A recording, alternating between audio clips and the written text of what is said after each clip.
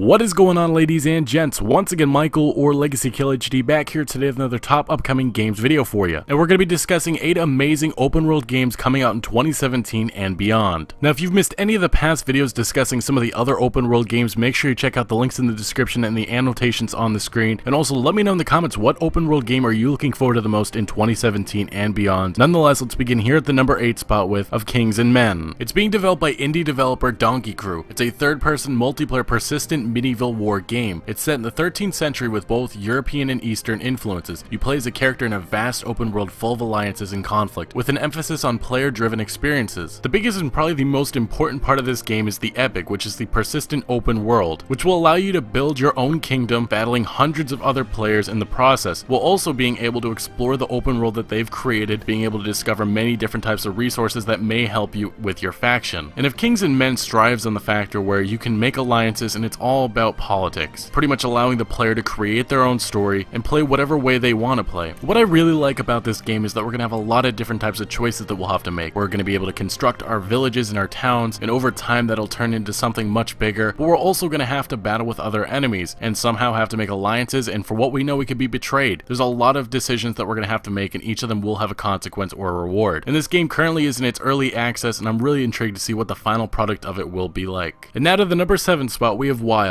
It's an open world survival adventure game being developed by Wild Sheep Studio. It's set during the Neolithic period in a procedurally generated world with a seemingly infinite size. Smaller animals can be used to spy on others, while also larger animals can be used to support the player and their tribe in fights with other humans. Animals can be controlled by using Shamanic-like powers, which allows players to possess an animal within the gameplay, moving to the point of view of the controlled creature, and then proceeds to using the skills and characteristics of that animal. The game will also feature dynamic weather as well as seasonal variations, and obviously multiplayer. And it's also noted that we will be able to control every creature that's in the world, such as wolves, sheep, fish, eagles, bears, and so on. But we haven't heard much out of this title as of late, although it seems Wild Sheep Studio is hard at work adding upon this open world, and I'm very much interested in seeing how this all will play out, seeing what type of storyline could come out of this, and seeing how player versus player gameplay will be utilized. Now to the number 6 spot, we have Elex. It's an open-world science fantasy-themed action role-playing video game being developed by Piranha Bytes and published by THQ Nordic. The plot reads that players will be joining the war for a powerful resource, Elex, which gives people great magic-like powers as well as to decide if emotion and humanist or cold synthetic logic will rule the world of Magellan. The game world will be a mix of futuristic and medieval locations in a post-apocalyptic setting. Players can use guns, swords, and magic against enemies in the game. It is full of original characters and mutated creatures. And the developer Piranha Bytes are best known for their franchises Gothic and Risen.